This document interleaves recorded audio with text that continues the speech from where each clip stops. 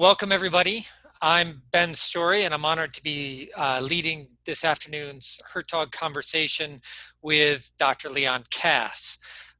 Leon R. Kass, MD, is an emeritus scholar at the American Enterprise Institute and the Addie Clark Harding Professor Emeritus in the Committee on Social Thought and the College at the University of Chicago, where Providence was merciful enough to plant me in his classroom for 5 quarters so that he could relieve me of a few of my youthful confusions and open my eyes to the possibilities of a richer and more serious way of life. Trained first as a physician and then as a biochemist, Leon Kass has been a humanist practicing without a license for many years now, and has written a phalanx of wonderful books: Toward a More Natural Science, The Hungry Soul, subtitled Eating and the Perfection of Our Nature. He's also edited a volume on courtship called Wing to Wing, Oar to Oar, with his late wife, Amy Kass. And he and Amy also collaborated with Diana Schaub on the volume What So Proudly We Hail, The American Soul in Story, Speech, and Song. In the latter part of his career, Leon has written a couple of profound and important books about the Bible. First, The Beginning of Wisdom, Reading Genesis, and now a book that's going to be forthcoming from Yale University Press in the spring of next year, Founding God's Nation, Reading Exodus. So our conversation will be focused today on a chapter from Founding God's Nation called The Principles of God's New Nation, on the 10 Commandments. In the first half of our conversation, I'll pose a few questions to Dr. Kass, and then we will hear from 4 political studies fellows who've submitted questions in advance. And then we'll take questions from our wider audience. And all of you out there can submit your questions via Zoom's question and answer function. If your question is selected, you'll be recognized and we'll have the chance to ask it. And there's no need to wait. You can begin submitting questions at any time. Okay, so Dr. Kass, for more than 25 years, you have been at work teaching seminars and writing books about the Bible. First, your book on Genesis, The Beginning of Wisdom, and now Founding God's Nation. Now, I know that your turn toward Scripture came as something of a surprise even to you. You've referred to it, at least on one occasion, as the action of a late onset rabbinic gene, if I remember the phrase properly. So could you tell us a little bit of the story of how you got here, how you came to be studying these books and writing about them? Thanks, Ben, and it's wonderful to be with you again, even in this ethereal way. I was not reared on the Bible, although I was reared in a proudly Jewish home, and with, as I learned much later, the kind of moral teachings of righteousness and human dignity that I got from my parents, I learned much later were in fact derivative from and parasitic upon the Bible. I got the prophets without the law.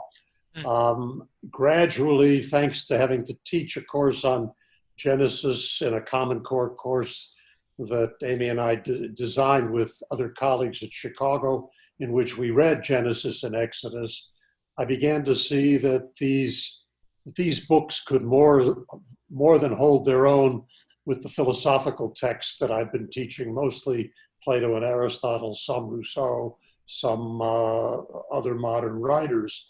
And the stories of Genesis got a hold of me, and I began to see, eventually got up enough nerve to teach single book courses just on Genesis alone. I couldn't finish it in 1 quarter, so we spent 20 weeks on it, 4 hours a week, and barely got through the 50 chapters.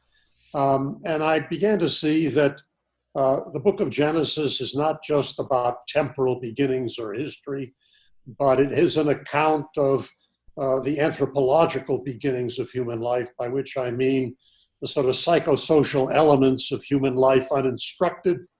And it is also the beginning of the moral education of the reader, in that it shows us the moral problematic character of these uninstructed human beginnings: reason, envy, greed, certain kinds of wildness, etc. And I also saw that Genesis, in addition to giving us in the first 11 chapters these uninstructed beginnings, we get to take a walk with Abraham as God starts to try to plant a toehold for his better way for humankind through the patriarchal generations of Abraham, Isaac, and Jacob. And along the way, we see even further installments of what uninstructed human life looks like, and in particular, the problem of envy and rivalry amongst brothers with the threat of fratricide, as we got it in the primordial story of Cain and Abel, and it's barely avoided in each of the patriarchal generations.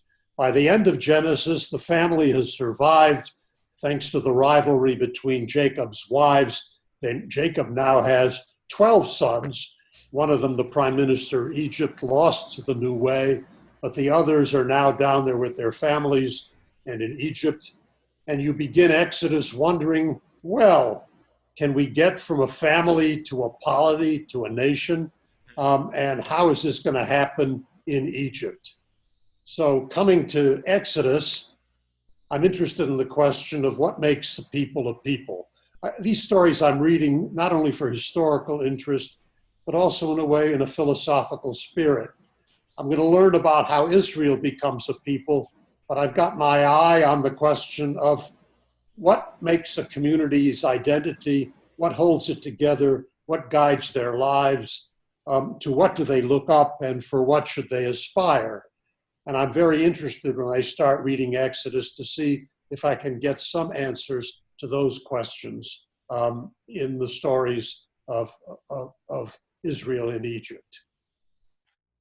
Okay, very good. Let me go back a step, if you don't mind, Please. and ask you to illustrate for us a little further what you mean when you discuss the uninstructed human way.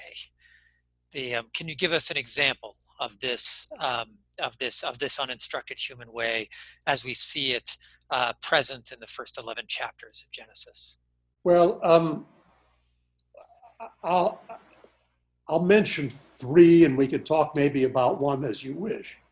The story of man and woman in the Garden of Eden, which is informed by a prohibition against eating the tree of knowledge of good and bad, is in a way a primordial story of the emergence of human freedom, thinking for yourself rather than obedience. And this is in a way a rise from innocence to self-consciousness, judgmental self-consciousness. It's not all that it was cracked up to be. The serpent had promised, your eyes shall be open and you shall be as God, knowing good and evil. But the first discovery of their new self-consciousness is in fact how far they are from being God.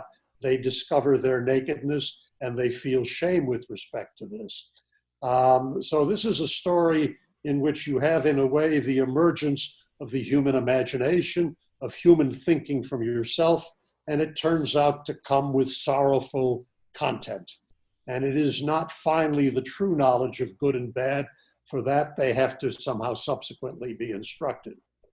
In the story of Cain and Abel, you have the primordial story of brothers, which is not the story of brotherhood, but is rivalry to the point of fratricide. In fact, over what? Over the question of who can most please the divine. God didn't ask for sacrifices. Cain was the inventor of this. It turns out his measly younger brother had the preferred sacrifice, and it drove him mad. And Cain, by the way, becomes the founder of the first city, and his descendants are, in fact, the authors of the arts. So Cain is the uninstructed founder of civilization. And the question is, can you found a civilization without going through that stage? And then in the story of Babel, you have the universal human city, not founded in fratricide, but founded in the rational temptation for man to be a God to man through technology, cooperation, and reasoned speech. And it turns out, in fact, to be, by anticipation, not what the Lord wanted. It will not be a just and holy city. So these are models before God starts up with Abraham. And the reader who's read those things is in a way prepared to say, look, these things ended into disaster, human beings left to their own devices. Let's see if we can find an alternative. Okay, so I think what you've just said lays a nice groundwork for understanding what particularly is going on in Exodus. That is, what happens there with the human freedom you spoke of in the Garden of Eden story. What happens there with the concern with familial passions that can lead us to things like fratricide in the Cain and Abel story, and how does this new city compare to this new civilization or nation rather compare to the uninstructed cities of places such as Babylon and Egypt? So I want to go there in just a moment, but before we do, we don't turn from the uninstructed beginnings directly to the founding of the new nation. Correct. There's a lot that happens in between. What do we need to know to understand what's essential for us to understand about that bridge between the uninstructed human way and the founding of God's new nation? Okay.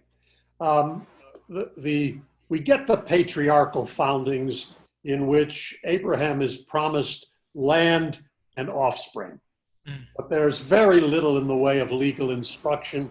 In fact, there's only one real commandment in Genesis, and that's the commandment to circumcise the male children on the 8th day as members of the covenant in remembrance of the promise that God made to Abraham. That's Abraham's side of the bargain. What's needed, and this is, of course, very interesting, why does God choose to found this nation not by taking an already existing nation and reforming it? And why does he not start them in their own land, but why does he start them enslaved in Egypt? The beginning of the story, not of the Jewish people as families, but beginning of their national story as they experience national oppression and national servitude in Egypt. Israel will be formed in, against, and out of Egypt. And so it's very important to know what's Egypt and why this experience, and so that Israel emerges in a way as the antithesis of Egypt. What's Egypt? Egypt is, first of all, the fertile place. Whenever there's a famine, everybody runs to Egypt. Egypt is the place of the river, and the river is worshipped. It doesn't rain in Egypt except in certain parts of the delta. Water is the gift of the Nile. Egypt is the gift of the Nile. But Egypt also worships the sun.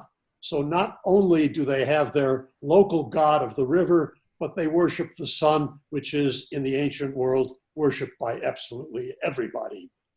Egypt has lots of nature gods. Almost everything is regarded as an emblem of a divine power. And it looks as if this polytheism is simple nature worship. But that's not the whole story, because nature is not simply hospitable. There is decline, there's decay, and there's death. And so Egypt is the place, it's not quite the modern mastery of nature, but Pharaoh has his magicians trying to change nature in its ordinary course. And he's especially interested in combating disease, decay, and death. The pursuit of longevity and ultimately immortality is the name of the game in Egypt. The last word of Genesis, Genesis 50, the last chapter, contrasts the death of Jacob and his burial with the ancestors in the cave at Hebron with the death and embalming of the prime minister of Egypt, Joseph, who is a mummy in Egypt. That's the contrast. You bury your dead and you pass on a tradition to your offspring, or you try to conquer death through embalming and eventually magic, and now at the National Institutes of Health, and et cetera, et cetera. So technology is big in Egypt, but not only technology, but autocracy and the central administration. If you think that, and because, by the way, nature, you look to nature for all of these powers, there is a rather low cosmic status of human beings as such. There's a very high cosmic status of the mighty ones and of the mightiest one, Pharaoh, who rules as if he were a god. But you've got technology, autocracy, central administration, and human life, because human life is unendowed, only a powerful man can be a god to man, and slavery becomes the logical outcome of this. So, short, Israel must experience servitude in Egypt to be emptied out of anything that they could claim that is their own. They will learn in advance of what it means to live at the bottom and to be an oppressed people, and they will be told permanently, remember that you were a stranger in the land of Egypt, therefore do not abuse the strangers, the widows, the orphans, the poor. But they also are going to learn to whom they owe their deliverance, so that they will be prepared on the basis of this deliverance to listen carefully when they're offered a new deal to become God's treasures among the peoples, a kingdom of priests, and a holy nation. And it's in that covenant, which they will listen to because of their story of deliverance, that they will be willing to listen to the law, which has come to address the evils that lurk in the hearts of men. So they will know a particular kind of evil, a ubiquitous possibility. Egypt is not just ancient history. Egypt is making a comeback in various parts of the world. But you've got to know what it's like to live under Egypt, to be willing to listen to and hope that there's another alternative. Okay, so you describe the new nation that is born out of this Egyptian experience as resting on three pillars: the pillar of the shared memory of the Exodus itself, the pillar of covenantal and comprehensive law, and the pillar of that is represented by the building of the tabernacle, this final experience that is described for us in Exodus. I want to try to for us to understand how those three pillars shape this nation, but particularly I want to try to think about this in light of something that you just commented on in terms of the experience in Egypt, which is that the Israelites had to endure slavery so as to experience a kind of emptying out, a kind of a learning not to rely on one's own powers for the governance of one's own life. But as you emphasize in telling the story in the book, there's also a learning of a different kind of freedom, a different kind of agency that comes with the story of the Exodus. So how do these three pillars shape the Israelite nation, and what sort of freedom does that nation embody? That's very nice. Look, and we could perhaps come back to this at the end, because these three pillars, I think, are not just idiosyncratic to Israel. They are, I'm claiming in a way, every nation that's well-founded has a national story of where they come from and what they owe. Every nation that's well-founded has a rather comprehensive law and mores that offer guidance for how they should live. And every nation that's well-founded aspires to something higher, that looks for a kind of uplift to go beyond merely avoiding mutual wrongdoing, but some kind of fulfillment of a higher human possibility. God has chosen to start Israel in Egypt And the easy part of what he wants to do for them is getting them out of Egypt. Getting Egyptian slavishness out of the ex-slaves is a much harder task, and it takes a long, long time. One might say not finished, never finished. It's interesting that although the story of Exodus has become an inspiration for lots of national liberation stories, in the book of Exodus, what happens to them is never called, they're not delivered to freedom. That's in a way our introduction here. I've used it in the chapter that we've been reading, but it's certainly freedom from the rule of despotism, that they are no longer ruled by a despot, and they're no longer enslaved. They still might be enslaved to certain really depressing passions, fear and despair, greed, hubris, pride, and that's a big task for which this law is partly the instrument. And they are going to be summoned, in fact, to be servants in a very real sense of God.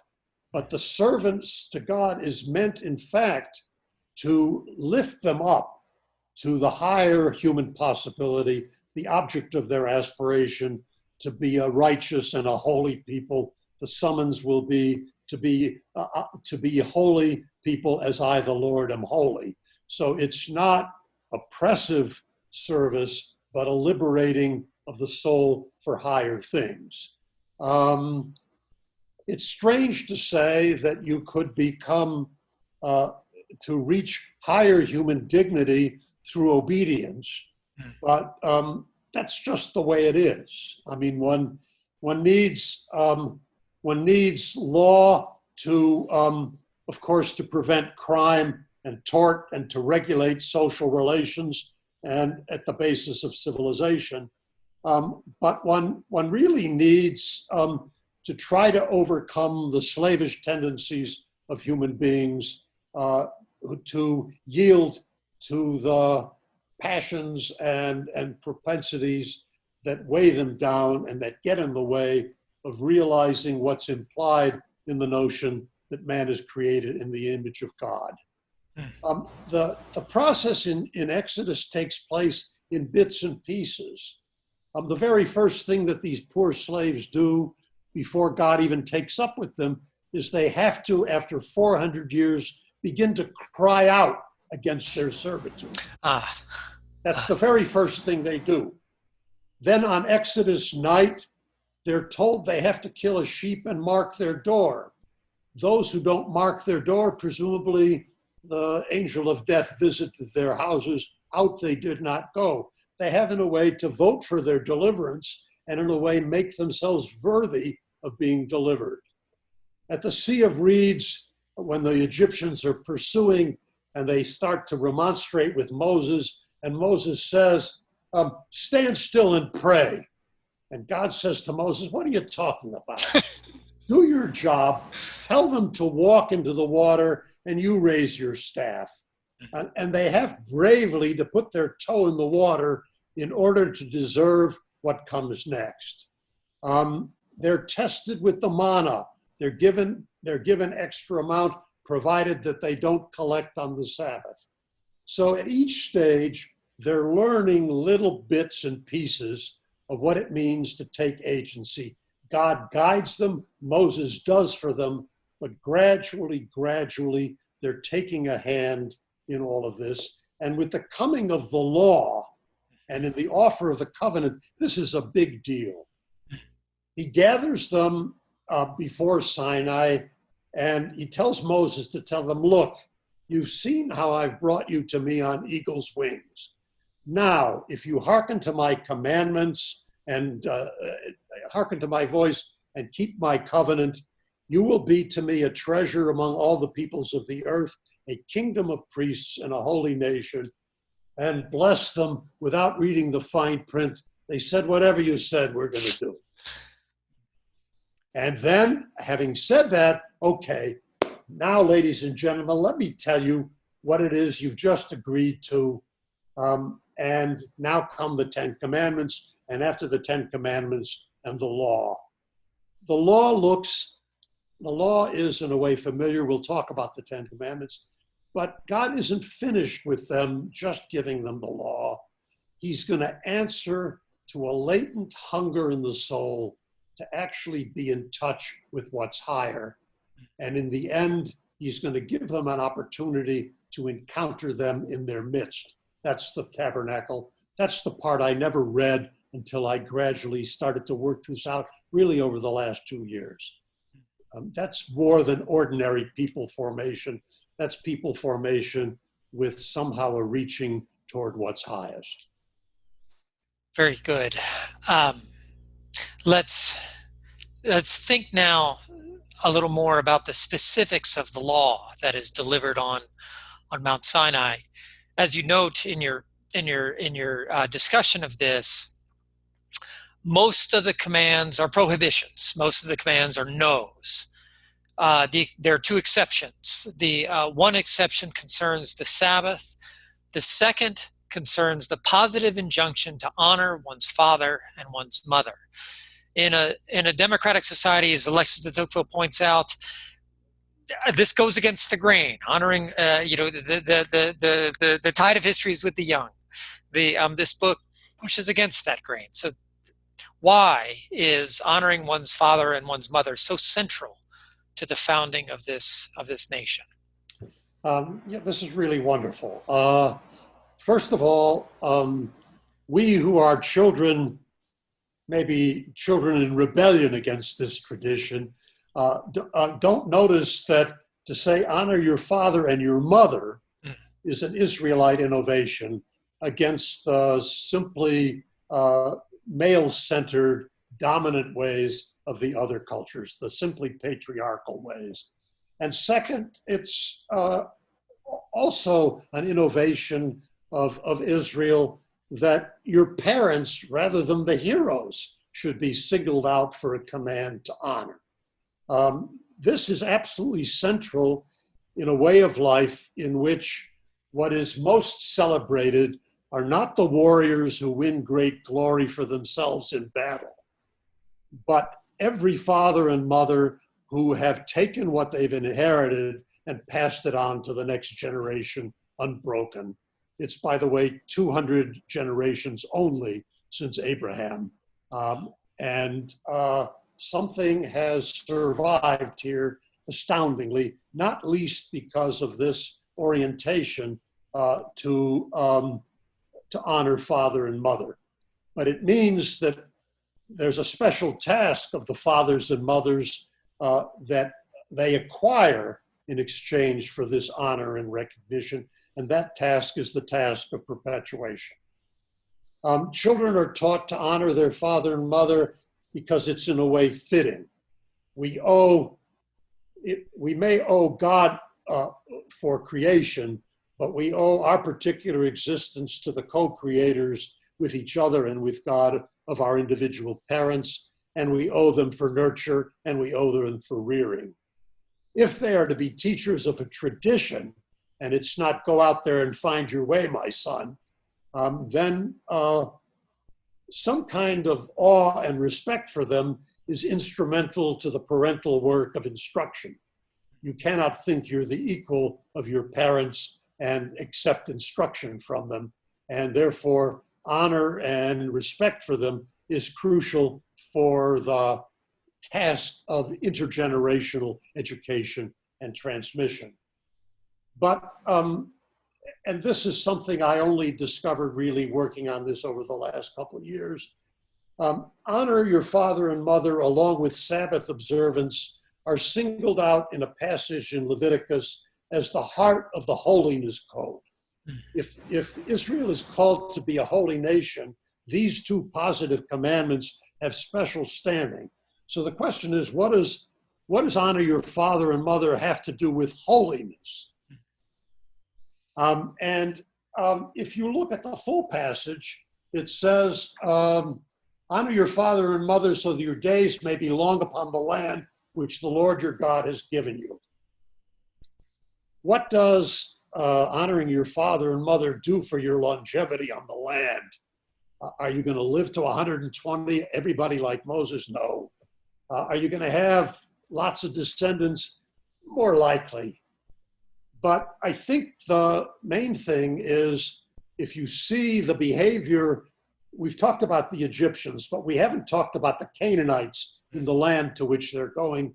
And if the Egyptians are famous for rational mastery in pursuit of immortality and the administration of affairs, and Joseph is the first real administrator. The Canaanites are famous for their sexual licentiousness, for their earthiness, for earth worship, for their bacchanals. They are the Dionysiac people. And if you're going in amongst the Canaanites, you've got to be instructed against the wild practices which, as the Bible will say, do not imitate these practices lest the land vomit you out, as we are doing now to the people who've occupied before you. What's the problem? The problem is the dangers of human sexuality uninstructed. And although we are children of the Bible, so we don't somehow realize that this is a ubiquitous problem, not only is there a danger of fratricide, which the Bible makes very clear, but there's also the danger of incest and the danger of patricide. And one has stories of incest in Genesis. The very first story about honor your father, and the very first place where your mother and father are mentioned is right after the speech of the man when the woman is presented before him, and he says, "This now is flesh of my flesh and bone of my bone. She shall be called woman, for out of man she was taken." And the narrator says, listening to this speech about the love of your own flesh, "Therefore a man leaves his father and mother and cleaves to this outside woman, that they shall be as one flesh." In other words, this is an injunction against incestuous relations in the household. And there's also the danger of patricide. You don't have the Oedipus story, but you have the story of Noah and his sons. What's the point?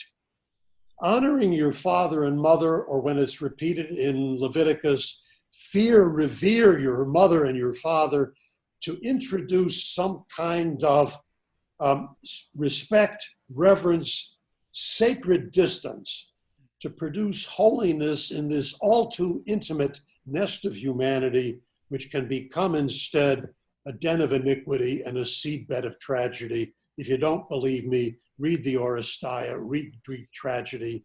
They are in on what the uninstructed family looks like.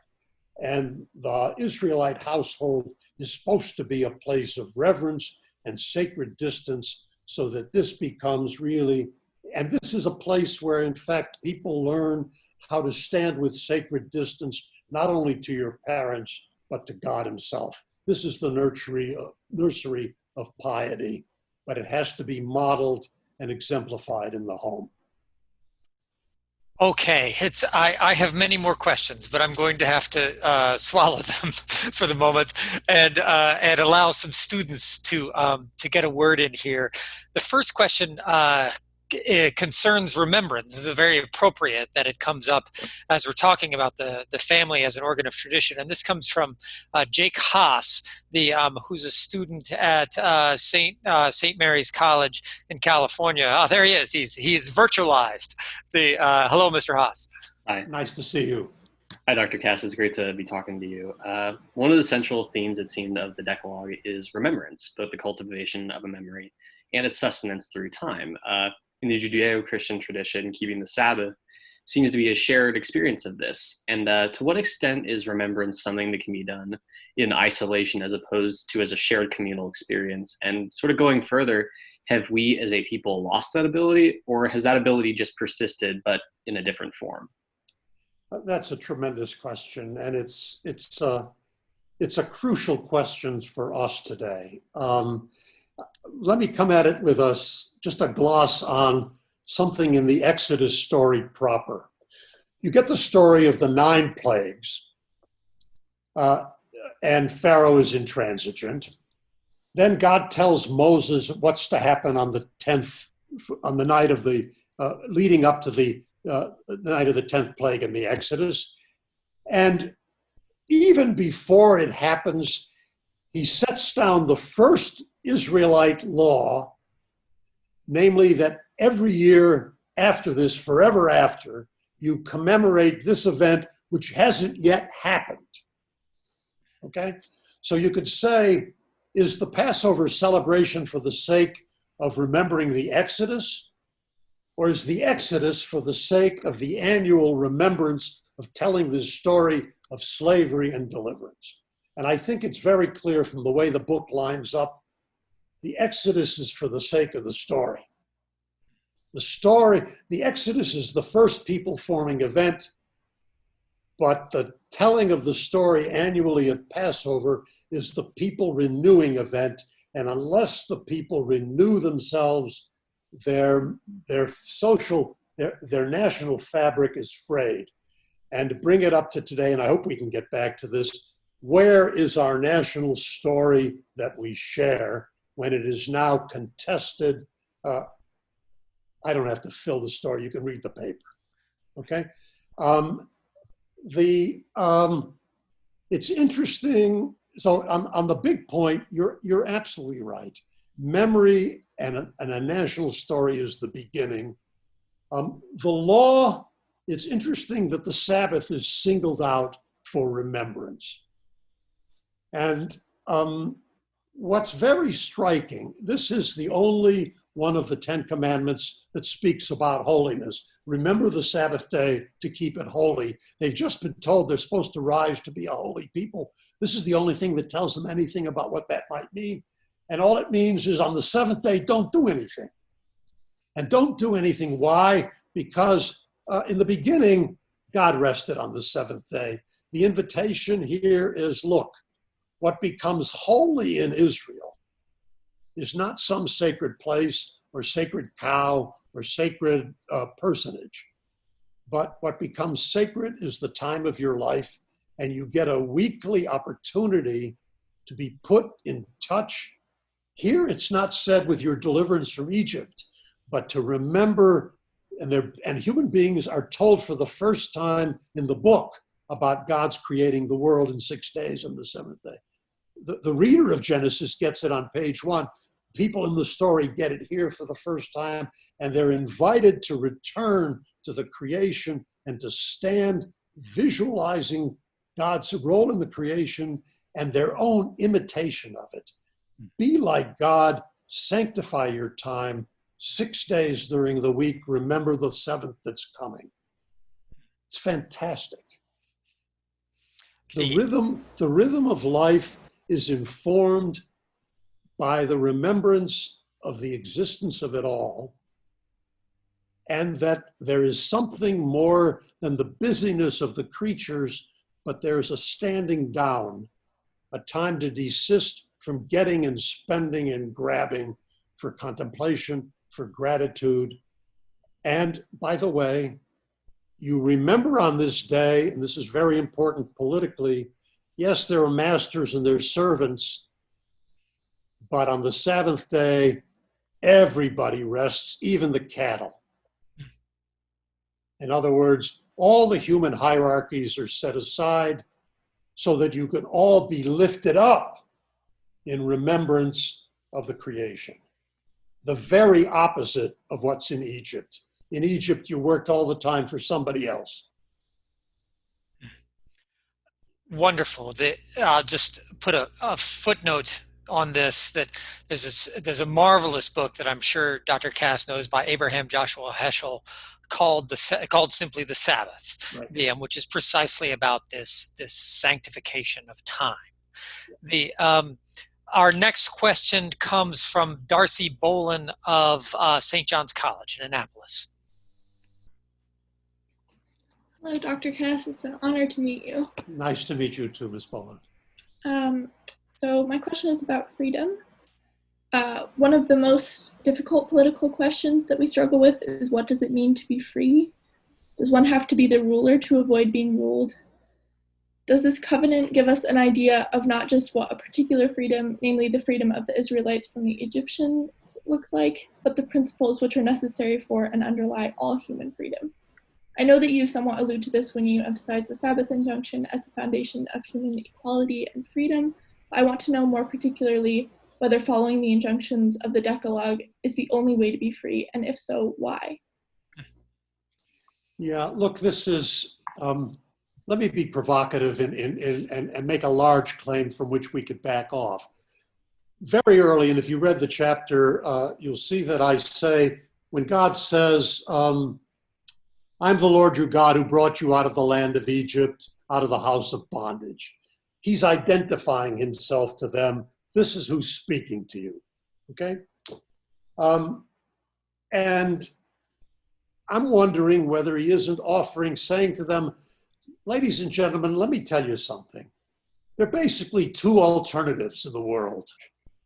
You're either going to be in relation to me and follow these kinds of teachings, or you're cruising for returning to some condition in which you're going to be under the rule of some strong man who eventually is going to put you back into bondage. And there's a nice line of Chesterton's who says, when a man doesn't believe in God, he doesn't believe in nothing, but he'll believe in anything. So one should take very seriously that this is not just the way of Israel, but is being offered to Israel to get a foothold in the world for a way of life which is, in a way, recommended for human beings as such. I treat them as a parochial people, but bearing a universal way, and that could be supported by the notion that they're supposed to be a kingdom of priests, whether by example or proselytizing, or whether through the spread that Christianity gave to all of this and still does, etc. So the question is, can one think about the things which are taught here in the Decalogue? And I, in the book, go on to defend every one of the ordinances as somehow being wise, that you can somehow see what they're getting at. And here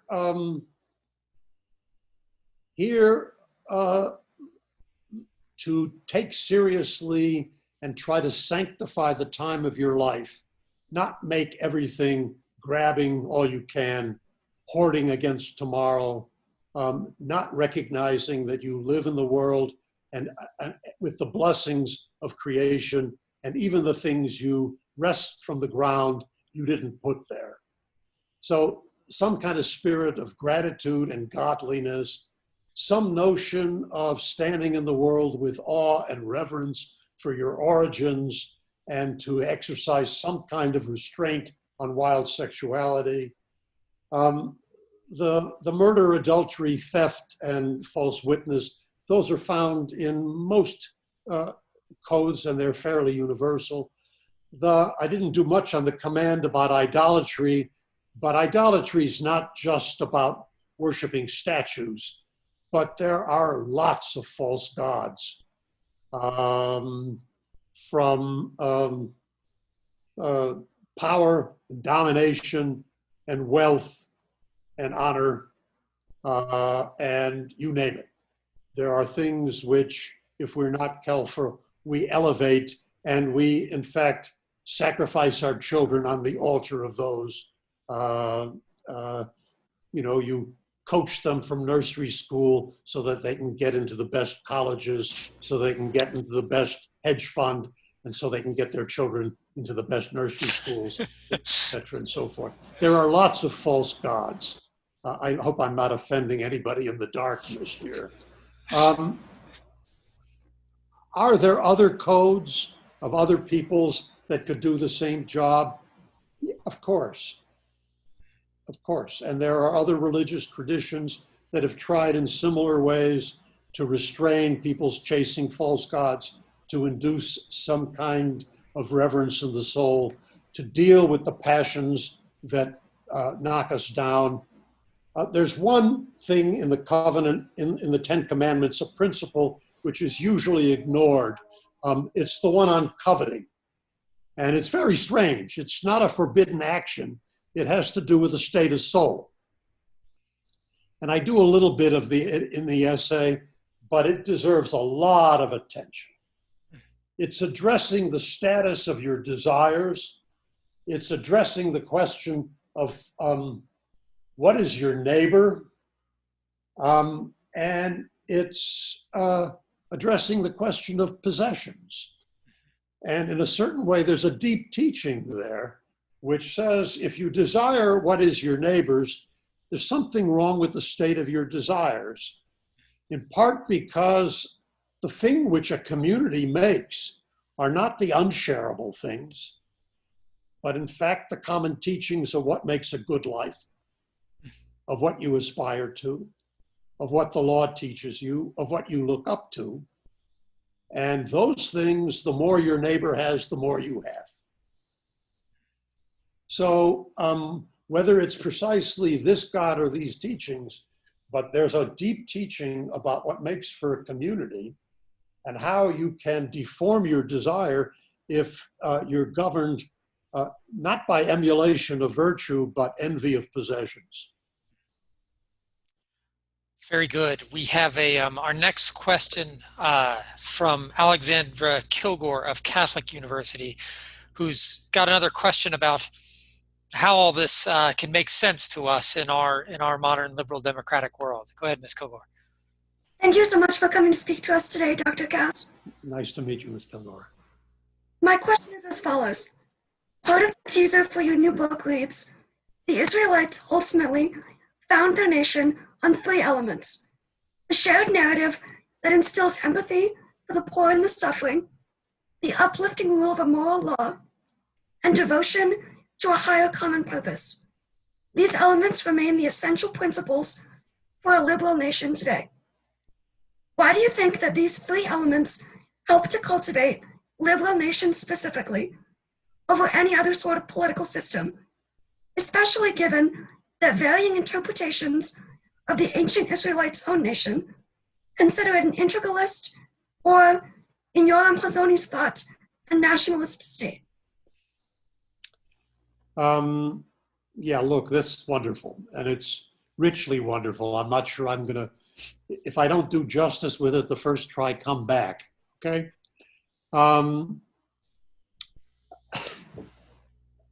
This is a cop-out, and I'll only give it 2 seconds.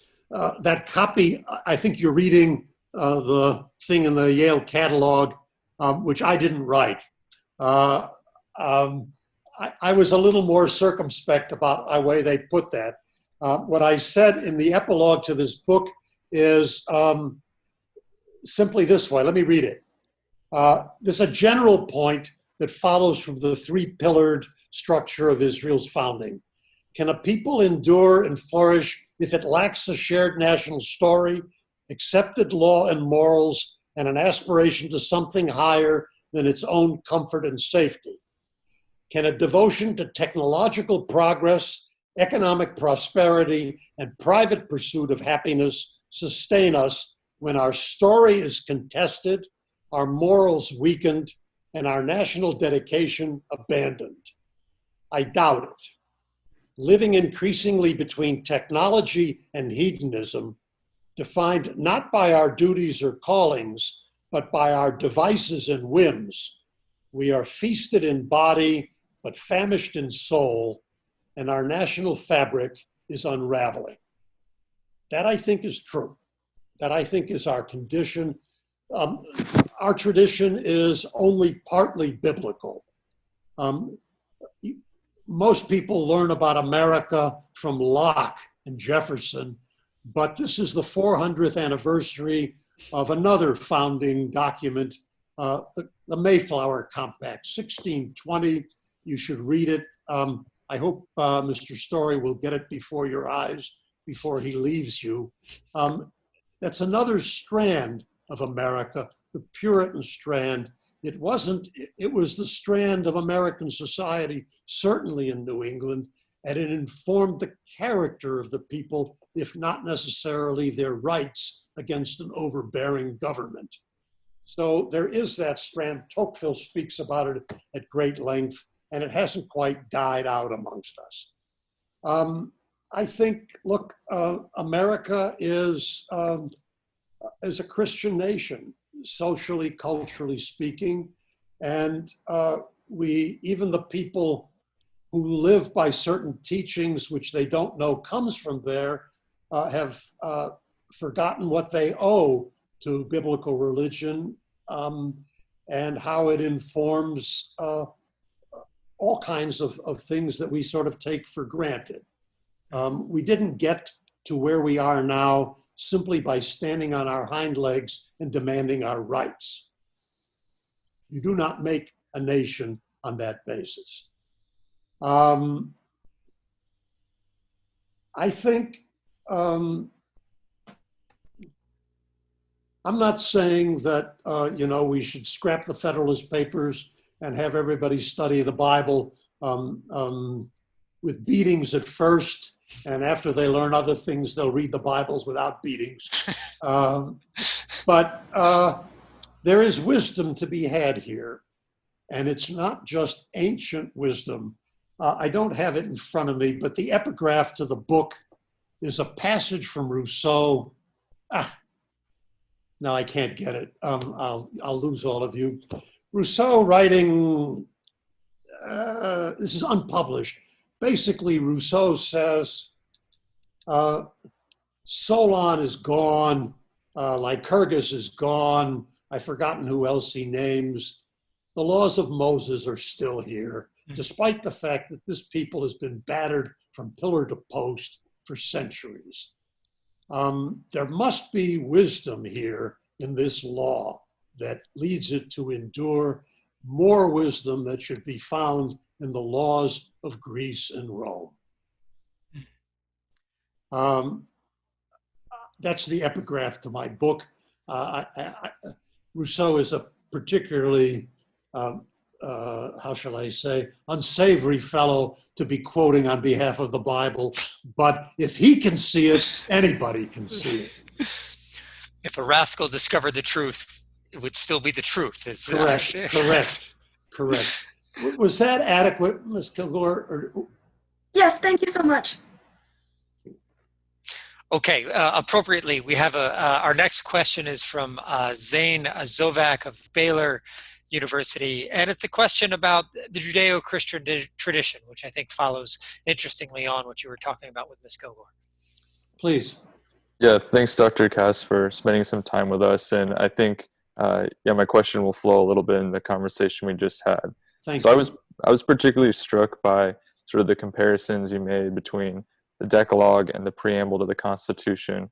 And you said it's less a founding legal code and more of an aspirational guide for not only the Israelites, but perhaps every heart and mind. And that really resonated with me. So my question is, why do you think this Judeo-Christian ethic has endured for the West in so long, in spite of perhaps a rise in secularism? And how so is it under threat either internally, so within the West, or externally, perhaps outside of the West? A small question, right? Right. No problem. Look,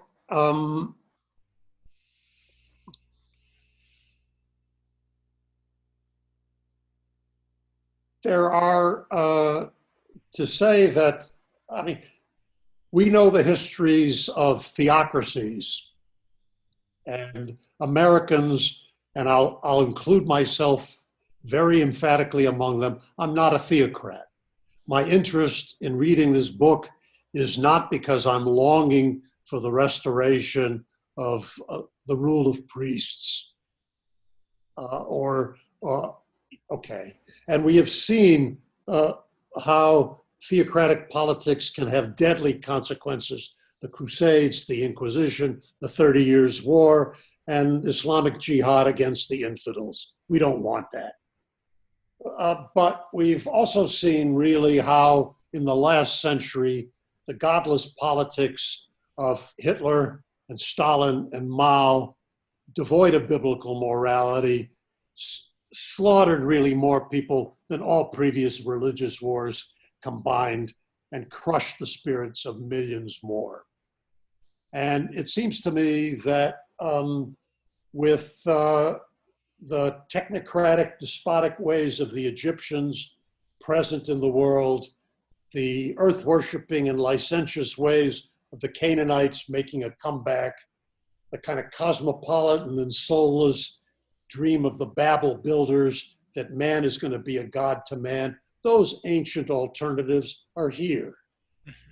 And it seems to me what stands between us and the disasters that those previous alternatives wrought in the world is to somehow get back to our roots, not so much necessarily, I mean, look, communities are formed in places of worship. And that's where these lessons are taught. We have benefited by being from the beginning a tolerant people with no established religion, but with great support for its free exercise. It's a terribly sad thing to me that what was not that long ago a confident and dominant Christianity in the United States now has to beg under the First Amendment to be left alone and worship and practice what it pleases and set its own rules in its own institutions. It's very, very sad. But I think we're in danger of finding out what the world's going to look like if these kinds of teachings continue to be eroded. And look, Americans who know their history know that there have been previous great awakenings, and who says there can't be another? Very good. Leon, we are about at the end of our scheduled time, but we have more questions. Would you be willing to hang around with us for a few more minutes? You know me, I'm inexhaustible. You people have had a long day of it, but I'm just getting started. Okay. Thank you. Our first will come from James Beckwith of St. John's College, Annapolis. Mr. Beckwith, could you appear? There he is. Okay, very good. Nice to see you. It's great to be here. Thank you for joining us, Dr. Kass.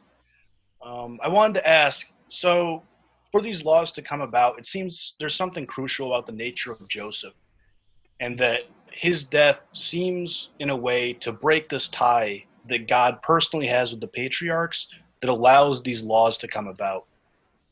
And I was curious what you thought of this notion that this was necessary in some way for this development to occur. Joseph, in the Genesis book, I have a long treatment of Joseph, which almost nobody likes.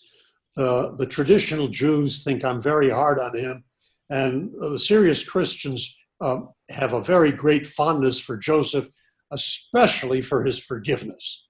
I mean, that in some ways he has been really put upon and somehow in the end manages to forgive his tormentors and the like. I regard Joseph as a man who was born Egyptian. He has Egyptian dreams to begin with. What kind of a shepherd dreams of sheaves of wheat and of the sun and the moon and the stars bowing down to some human being? And he winds up in Egypt where he thrives because he's not a leader of men, but he's a great administrator of things. He's the Marxian dream, right? He's going to manage affairs, and he does a job, but he manages it so well that he gets the people off the land, teaches Pharaoh how to enslave the people, and it basically sets things up for the enslavement of his own people down the way when there arises a Pharaoh who knows not Joseph. And Joseph is lost, though Jacob claims his 2 sons for Israel, and his tribe gets a double portion, but there is no tribe of Joseph. The lovely thing is, this is just exquisite. Jacob dies, he extracts a promise from Joseph to bury him, not in Egypt, but back in the cave. And Joseph orders a big Egyptian funeral. And as they pass the places, the people say, oh, some big Egyptian guy must have died. But the last stretch of the trip, Joseph gets off the chariot and he joins his brothers carrying the bier. And the last walk of Joseph is to put his pop in the cave with the ancestors.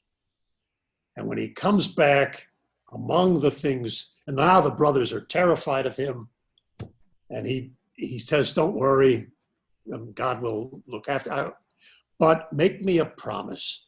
When you're delivered, take my bones out.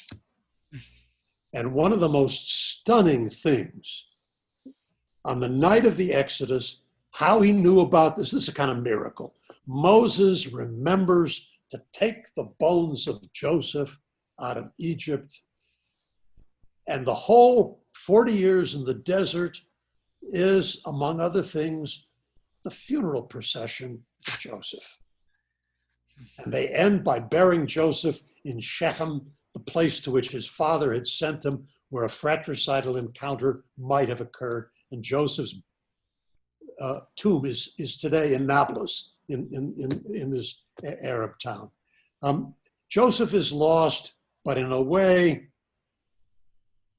he completes the rejection of Egypt, the Egyptian alternative, by asking to be reclaimed in death for the way. And he's the last link to the patriarchal generations. But it's the promise that is linked, not the way of life that he abandoned. Very good. Thank you for your question, Mr. Beckwith. Let me turn now to Dominic Pino from George Mason University. Mr. Pino, there you are. You have a question for us. Hello, nice to see you.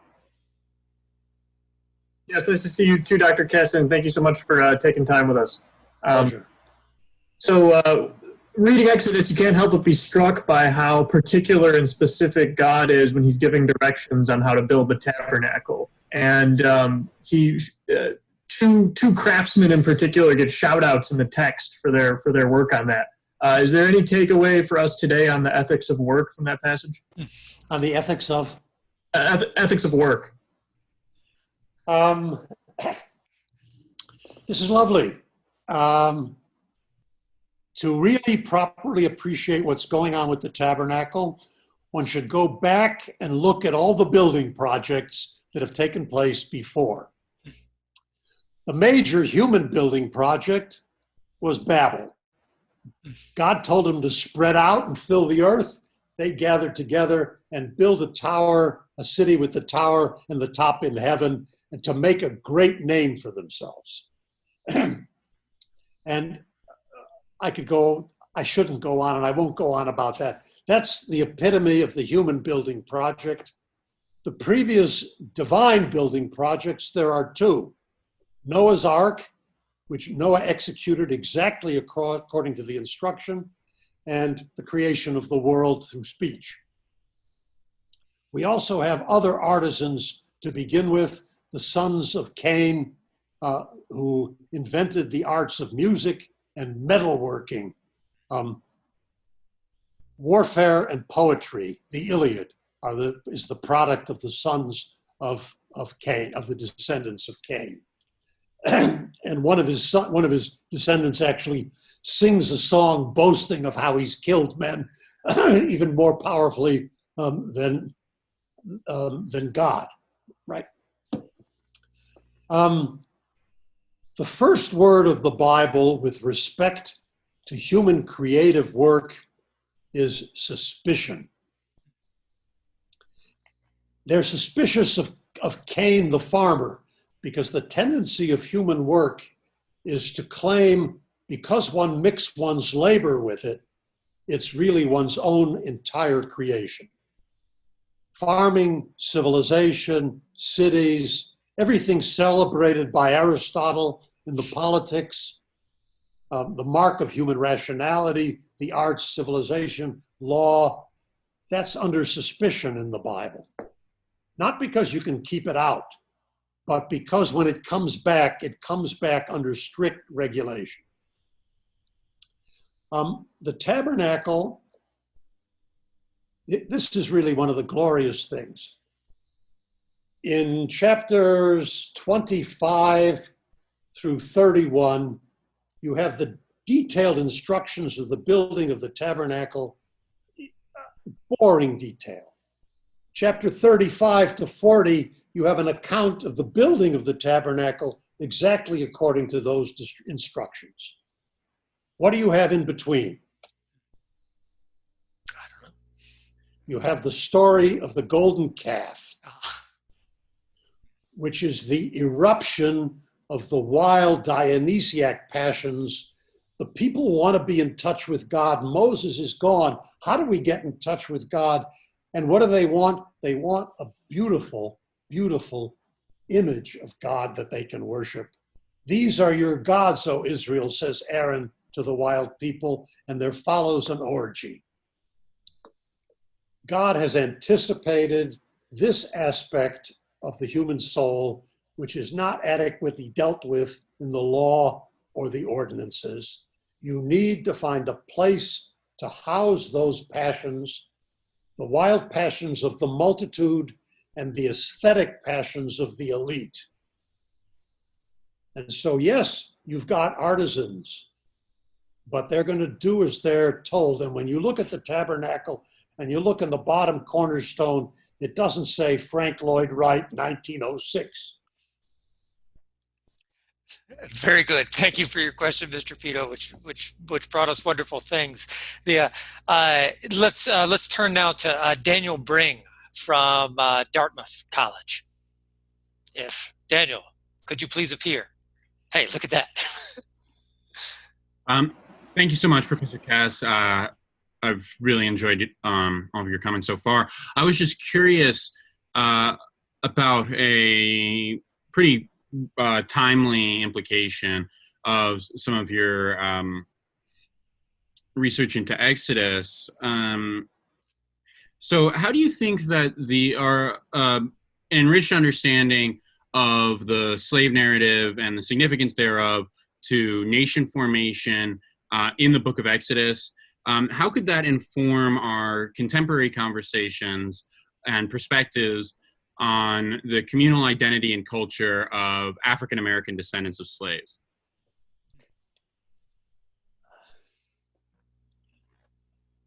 If I thought I was going to get through an hour with you people and not have to speak about what's in the news, I was a fool. And look, this is,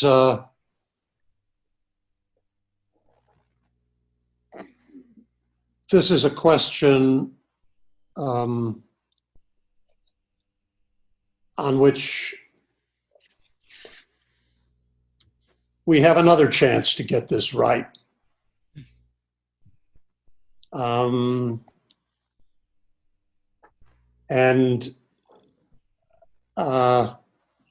was around in the 60s and remember Mississippi, spent some time there. We do not have at the moment the positive things that were going for us then. We didn't have Martin Luther King appealing both to the Bible and the brotherhood of man under the fatherhood of God, or to the American principles of the Declaration, we hold these truths, etc. The country was a whole much less angry, much less cynicism. I will not enter into contemporary electoral politics for their contributions to all of this.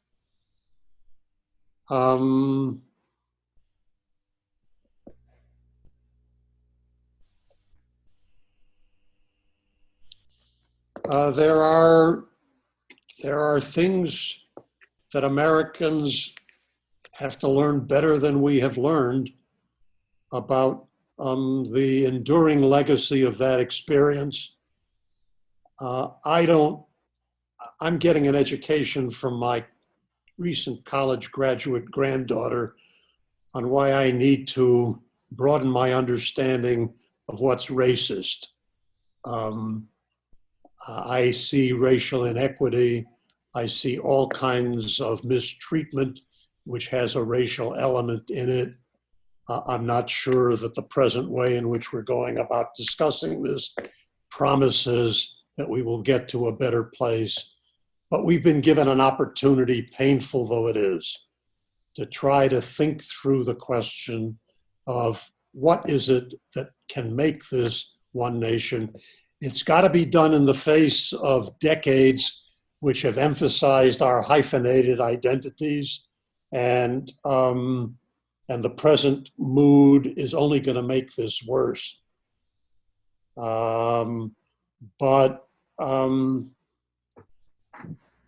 African Americans, notwithstanding their history, are Americans. And for better and for worse, they enjoy and suffer what it means to be an American. Our virtues, they live under the protection of its laws most of the time.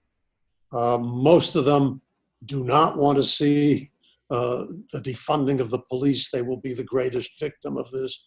One needs to find a way for high-minded people to begin to talk about what we have in common, and to do so with the greatest sensitivity to what it might feel to be demeaned. We take, for example, the really interesting case of the removal of the statue of Teddy Roosevelt from in front of the Museum of Natural History in New York. On one side is a very robust and dignified African American. The other side is a Native American. They're at his side. I've seen that statue for many years. It didn't seem to me demeaning. It seemed to me that this was, that these were very dignified figures. TR was, in fact, a person who, like him or not, was the biggest voice of all America. He didn't like the hyphenated American. He talked about true Americanism. Anybody can be American if you embrace the principles. But I have to say that looking at this in the light of today's climate, it doesn't look like that to me. And it's a place where, under the force, oppressive things. Look, the stuff on statuary is mostly symbolical stuff. It's not going to change the fundamental things of needed police reform, of improving trust, of beginning to build some kind of bridges, of also doing something about the structural things in not Black, but in poor communities of where there are class and not racial issues, which leave many people to feel alienated from the American dream, and one has to do something there. It's a tall order. But it seems to me that the American the American narrative, informed by biblical religion in the culture, is all we have. And this is quite wonderful. I'm not sure I can quote it from memory, but I was reading an article about the great Arabist Bernard Lewis's. He gave this was an essay on his views on anti-Semitism, written by the very wonderful Arab historian Martin Kramer. And I wrote to him and I said, Martin, what would Bernard Lewis have to say about racism? And he produced it for me, a paragraph. And it went something like this. I really should read it. I'll dig it out. I'll send it to Mr. Storey. He can share it with you. It's one paragraph. Imperialism, racism, sexism are terms of Western origin. But the phenomena they named are ubiquitous. Also of Western origin is the labeling them as evil and the efforts, not totally without effect, to do battle with them. If Western culture has to go, what will go with them, what will go with it, is the very ideas that declare these things wrong, and the very institutions that can continue to work against them. If someone, when I see someone paint the statue of Churchill with the sign that says racist, I quote somebody who said the week after, "You should have seen the other guy." Very good, Leon. We have time for one more question, and I'm the moderator. So I'm going to ask it myself. Please. The Hertog program, as you know, gathers together some remarkably capable, ambitious, and serious young people who are going to embark on consequential lives, of one sort or another. What can these young people learn from the encounter with Exodus that you've walked us through today, to take with them into those lives as they seek to do something for this troubled country that we've been talking about?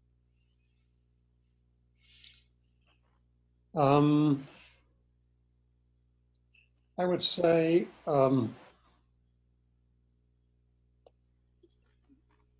remember that the Egyptians and the Canaanites are waiting,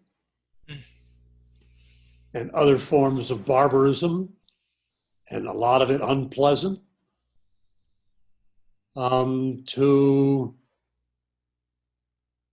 look for cultural inspiration and guidance from many of the great texts that we have inherited, not to sell them short, see them in their complexity in relation to other texts that we hold dear.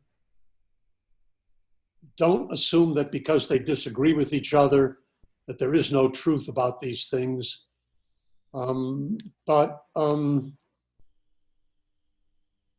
all, don't fall for the easy cynicism, which is the real poison of the age. And the greatest thing that the Hertog program does is it finds a bunch of non-cynical faculty members and a bunch of students who've got open souls and striving in their hearts to get together and discover they're not alone, and that you should keep up with the people you're meeting here. I hope Hertog can continue to do things with alumni. The networks that are developed here are the beginning of a saving remnant. And this is still a pretty good world and a damn good country if we can keep it. Okay. Well, thanks everybody for joining us today. Again, Leon, thank you so much. Thank you very much. Nice to be with all of you. All the best.